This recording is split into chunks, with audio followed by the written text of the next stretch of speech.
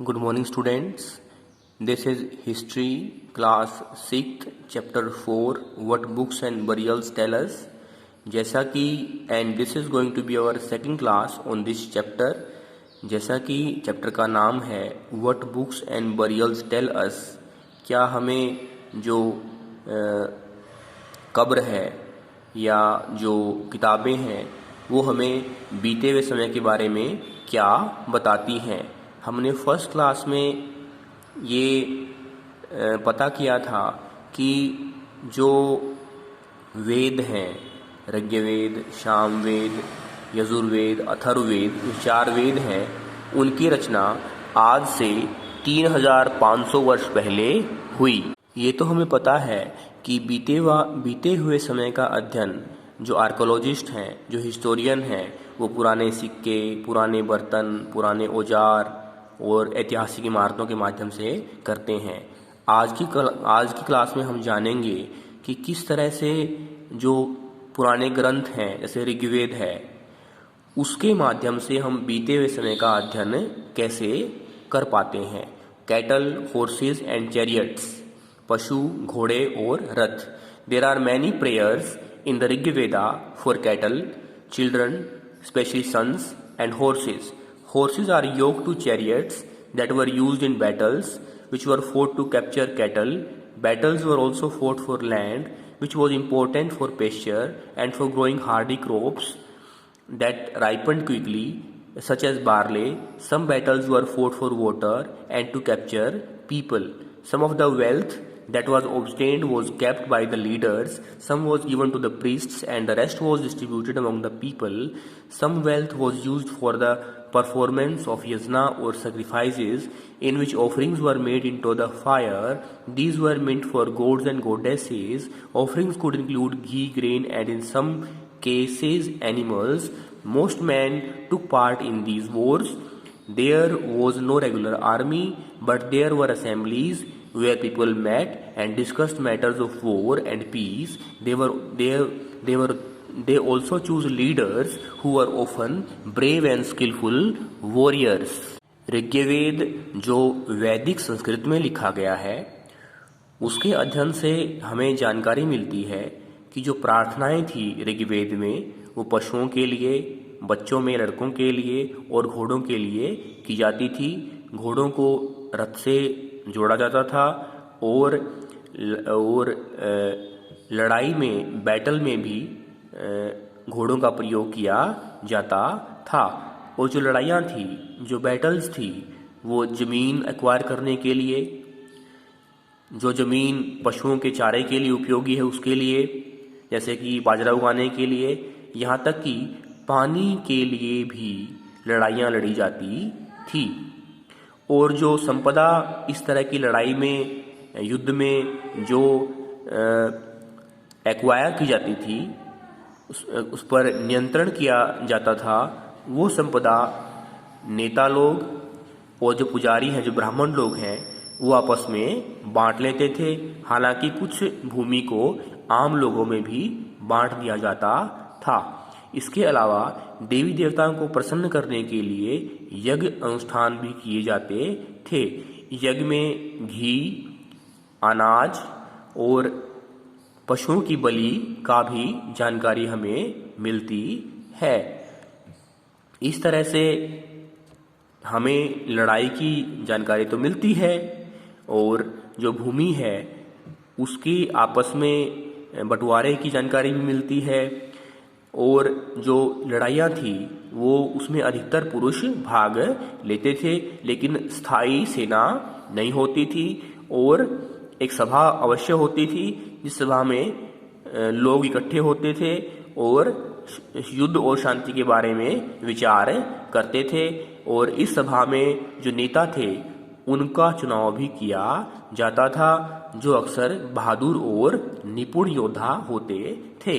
Words to describe people, लोगों के बारे में किस किस तरह के शब्दों का प्रयोग ऋग्वेद में किया गया। There are several ways of describing people in terms of the work they do, the language they speak, the place they belong to, their family, their communities and cultural practices. Let us see some of the words used to describe people found in the Rig Veda. There are two groups who are described in terms of their work: the priests, sometimes called Brahmins, who performed various rituals, and the Rajas. These Rajas were not like the ones you will be learning about. They did not have capital cities, palaces, or armies, nor did they collect taxes. Generally, sons did not automatically succeed fathers as राजाज।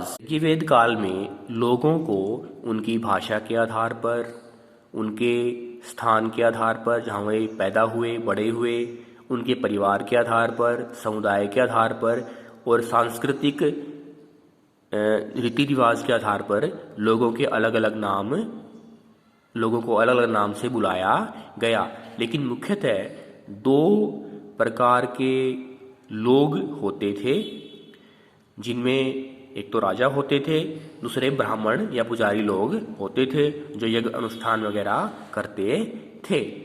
इसके अलावा जो राजा लोग होते थे उनके पास न तो राजधानी होती थी, न महल होता था और न स्थायी सेना होती थी, और न वे जो कर है, जो टैक्स है, वो इकट्ठा करते थे।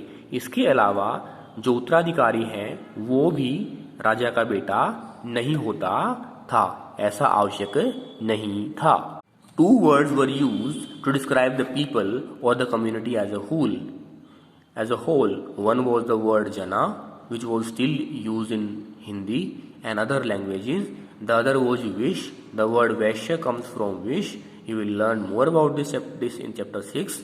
Several wish or jana are mentioned by name, so we find reference to the Pura jana or wish, the Bharat jana or wish, or the Yadu jana or wish, and so on. हालांकि वर्तमान में हम लोगों को उनकी भाषा के आधार पर, जन्म स्थान के आधार पर, आचार व्यवहार के आधार पर और परिवार के आधार पर, समुदाय के आधार पर लोगों को बुला सकते हैं, उनको नाम दे सकते हैं।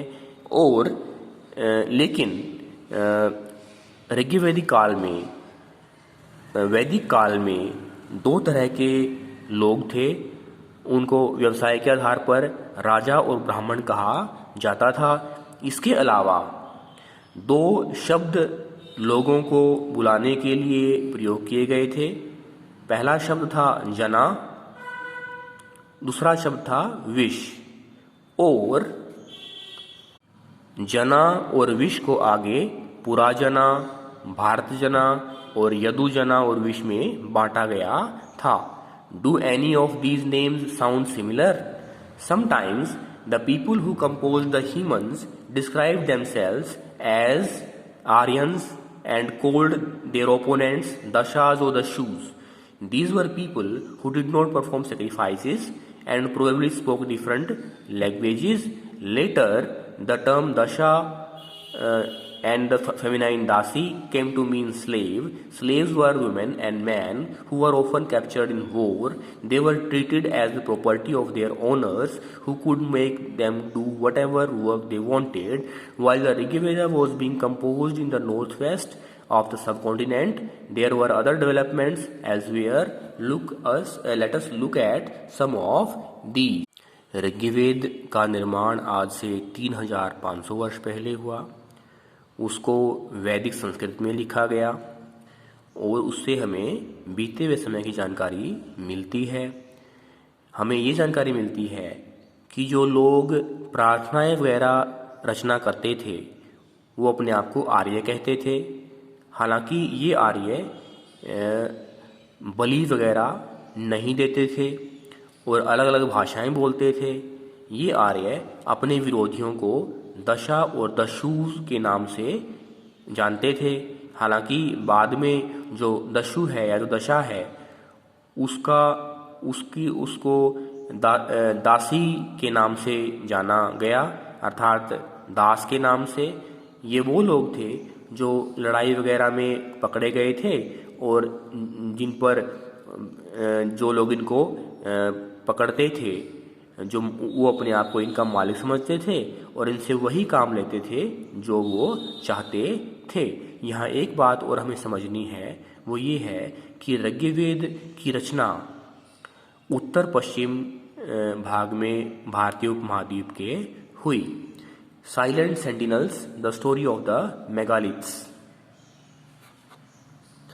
Look at the illustration on the next page. Those stone boulders are known as megaliths, literally known as big stones. These were carefully arranged by people and were used to mark burial sites. The practice of erecting megaliths began about 3000 years ago and was prevalent throughout the Deccan, South India and Northeast and Kashmir. ये वो picture है, इसके बारे में कहा गया है, This type of megalith is known as a schist. Some schists like the one shown here have portholes which could be used as an entrance. ये पत्थरों की एक तरह से कब्र है या ताबूत है। इस तरह के जो मेगालिथ हैं उनसे भी हमें बीते हुए समय का अध्ययन करने में सहायता होती है। Some important megalith sites are shown on map 2 page 14. While some megaliths can be seen on the surface, other megalith burials are often underground. Sometimes archaeologists find a circle of stone boulders or a single large stone standing on the ground. These are the only indications that there are burials beneath. इस तरह के जो पत्थर के ताबूत या कब्र है उसकी जो जानकारी है वो हमें आज से 3000 वर्ष पहले मिली, यानी आज से 3000 वर्ष पहले इस तरह के पत्थरों के जो कब्रें हैं, जो ताबूत हैं, वो बनाए गए और वो दक्कन, दक्षिणी भारत और कश्मीर और पूर्व में इसके अवशेष मिले हैं। और ये वो जगह है जहाँ पर डेड बॉडी को दफनाया जाता था। इसके अलावा जो पुरातत्ववेत्ता हैं, जो आर्कोलॉजिस्ट हैं, उन्होंने ये भी पाया है कि इन मेगालिथ, इन जो पत्थर के जो कब्रें हैं उनके ऊपर एक बड़ा पत्थर रखा गया ताकि इस बात की जानकारी हो कि यहाँ पर किसी को दफनाया गया था। All these burials have some common features. इन सब जो दफनाए गए स्थान हैं इनमें कुछ आम बातें हैं, कुछ कॉमन चीज़ें हैं। वो क्या हैं? Generally, the dead were buried with distinctive pots, which are called black or red ware. Also found are tools and weapons of iron, and sometimes skeletons of horses, horse equipment, and ornaments of stone and gold. इस तरह की जो दफनाए की जगह है, जो burial है, वहाँ पर हमें डेड बॉडी के साथ बर्तन जो काले और लाल रंग के हैं मिले हैं, इतिहासकारों को मिले हैं। इसके अलावा औजार, जो लोहे के औजार हैं, जो वो भी मिले हैं और जो घोड़े हैं उनके कंकाल भी मिले हैं और घोड़े के साथ जो इक्विपमेंट होती है, जो वस्तुएं जो घोड़े में प्रयोग की जाती हैं घोड़े के लिए, वो भी मिली हैं। और इसके अलावा पत्थर और सोने के आभूषण भी मिले हैं। इस तरह से अनुमान लगाया जाता है कि किस तरह से जो घोड़ा था उसको एक महत्वपूर्ण स्थान दिया गया था। जैसे आज की क्लास में हमने जाना कि जो ऋग्वेद है उसका निर्माण आज से 3500 वर्ष पहले हुआ। वैदिक संस्कृत में वो लिखा गया और वैदिक काल में जो राजा होते थे वो आज के राजा जैसे नहीं होते थे। उनके पास ना महल था, ना स्थायी सेना थी और जो उत्तराधिकार का मसला था उसमें भी राजा का बेटा राजा नहीं बनता था। और जो पशु थे, पशुओं में घोड़े को महत्वपूर्ण स्थान दिया गया था। समाज में राजा और ब्राह्मण दो तरह के मुख्य लोग होते थे और जो लड़ाइयाँ होती थी, लड़ाई में जो जमीन एक्वायर की जाती थी वो राजा और ब्राह्मण लोग आपस में बांट लेते थे। हालांकि कुछ भूमि को आम लोगों में भी बांट दिया जाता था। आम लोगों के लिए जना और विष 2 शब्दों का प्रयोग किया गया था। और जहाँ डेड बॉडीज की बात आती है, इसके अवशेषों से हमें पता चलता है कि पत्थर के ताबूत थे, इसमें डेड बॉडीज के साथ घोड़े को भी दफनाया जाता था। और इसके अलावा जो पत्थर और सोने के आभूषण भी हमें बरियल में मिले हैं। बर्तनों के अवशेष भी हमें मिले हैं। वेद की रचना भारत के उत्तर पश्चिम भाग में की गई थी। बैटल्स हैं, जो लड़ाइयाँ हैं, वो पानी के लिए, भूमि के लिए होती थी। और वैसे सभाएं भी होती थी जिस सभा में नेता का चुनाव किया जाता था। नेता लोग कुशल योद्धा होते थे। थैंक्स।